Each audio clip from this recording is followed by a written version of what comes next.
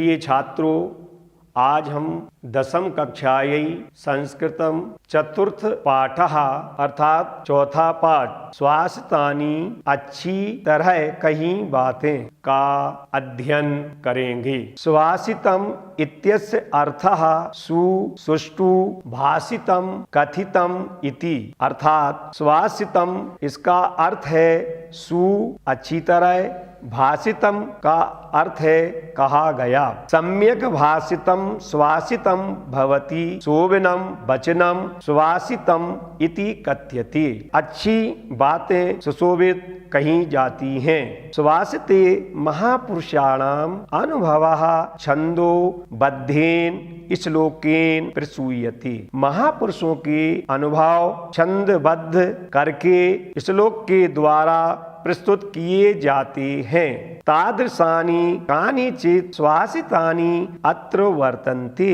वैसे ही कुछ स्वासित श्लोक यहाँ दिए गए हैं। प्रथम श्लोकः सज्जन प्रशंसा अर्थात सज्जन की प्रशंसा इस श्लोक में की गई है। श्लोक गंगा पापम शशितापम दैन्यम कल्पतरुस्तथा पापम तापम च दैन्यम घनन्ति संतो महाशयः।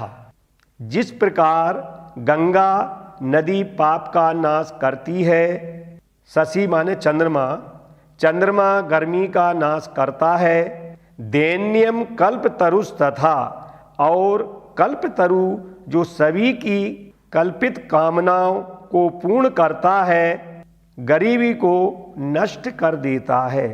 ठीक उसी प्रकार संत सज्जन पुरुष पाप, गर्मी और गरीबी इन तीनों का नाश करते हैं। प्रस्तुत श्लोक में सज्जन को गंगा, चंद्रमा एवं कल्प वृक्ष से भी श्रेष्ठ बताया गया है।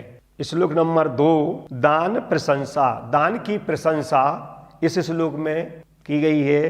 दानेन भूतानि वशी भवन्ति। दान देने से सभी प्राणी वश में हो जाते हैं। दानेन वैराण्यपि यान्ति नाशम। दान देने से शत्रु भाव भी नष्ट हो जाता है। परो अपि बंधुत्वमुपेति दानैर। दान देने से पराय भी अपने बन जाते हैं। दानम ही सर्वव्यसनानि हन्ति। निश्चित ही दान सभी बुरी आदतों को नष्ट कर देता है। श्लोक नंबर 3 उद्यम प्रशंसा। इसमें उद्यम अर्थात परिश्रम करने वाले व्यक्ति की इसमें प्रशंसा की गई है। नाति उच्च शिखिरो मेरु नाति नीचम रसातलम। उद्यमशील लोगों के लिए सुमेरु पर्वत की चोटी अत्यंत अधिक ऊंची नहीं है। पृथ्वी के नीचे का रसातल नामक छठवां लोक अधिक नीचे नहीं है। व्यवसाय द्वितीयानाम नाप्य पारो महोदधि। महासागर भी अगम अर्थात जिसे पार नहीं किया जा सकता है, अर्थात उनके लिए कोई कार्य असंभव नहीं है। श्लोक नंबर 4 इस श्लोक में वीर पुरुष की प्रशंसा की गई है। बिनाप अर्थै वीरः स्पर्शयति बहुमानोन्नति पदम। अर्थात वीर पुरुष धन के बिना भी अत्यंत सम्मान एवं उन्नति के स्थान को प्राप्त कर लेता है। समायुक्तो अर्थै परिभाव पदम याति कृपणः। कंजूस व्यक्ति धन से युक्त होने पर भी पराजयता को प्राप्त करता है। स्वभावादुत भूताम गुण समुदाया वापति विषयाम। गुणों के समुदाय को प्राप्त करने वाली को स्वभाव से उत्पन्न हुई। द्युतिम सिंहि स्वहा किम धृक कन कमलो अपि लभते। सिंह की कांति को स्वर्णमाला को धारण करने वाला श्वान भी क्या प्राप्त करता है। श्लोक नंबर 5। गुणों की प्रशंसा की गई है। गुणा कुर्वन्ति दूतत्वम दूरे अपि वसताम सताम, अर्थात सज्जनों के गुण दूर रहते हुए भी दूत के रूप में कार्य को करते हैं।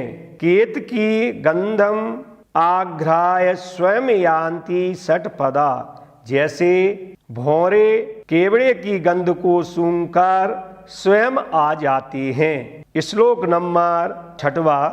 बागभूषणम, अर्थात वाणी रूपी आभूषण। केयूरान विभूषयन्ति पुरुषम हारा न चंद्रोज्ज्वला, अर्थात मनुष्य को ना तो बाजू बंधन अलंकृत करते हैं और ना चंद्रमा की तरह चमकने वाले मुक्त हार, ना स्नानम ना विलेपनम ना कुसुमम ना अलंकृता मूर्ध्वजा, ना स्नान ना चंदन आदि सुगंधित पदार्थ का लेपन, ना फूलों से सजे हुए केस पुरुष को सुशोभित करते हैं। बाणेन का समलंकरोति पुरुषम या संस्कृता धारयति।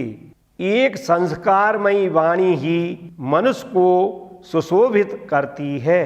क्षीयन्ते खलु भूषणानि सततम भाग्यभूषणम भूषणम, अर्थात क्योंकि और आभूषण तो नष्ट भी हो जाते हैं, किंतु वाणी रूपी आभूषण नित्य रहने वाला आभूषण है। श्लोक नंबर 7वां। क्षमा शस्त्रम करे यस्सो दुर्जना किम करिष्यति, आतरणे पतितो वन्नी स्वमेवो उपसाम्यति। क्षमा शस्त्रम करे यस्सो, जिसके हाथ में क्षमा रूपी शस्त्र है, दुर्जना किम करिष्यति, अर्थात दुर्जन व्यक्ति क्या कर सकता है। आतरणे पतितो वन्नी स्वमेवोपसाम्यति, जैसे घास से रहित स्थान में गिरी हुई अग्नि अपने आप शांत हो जाती है। श्लोक नंबर 8। मित्र स्वरूपम, मित्र का स्वरूप कैसा होना चाहिए। मित्रम प्रीति रसायनम नयनयोर आनंदनम, मित्रम प्रीति रसायनम नयनयोर आनंदनम चेतसः। मित्र प्रेम रूपी रस का आश्रय होता है, आंखों और चित्त को आनंदित करने वाला होता है। मित्रम यत् सुख दुःखयो सह भवेन मित्रेण तद दुर्लभम, जो मित्र के साथ सुख दुख का पात्र होता है वह दुर्लभ होता है।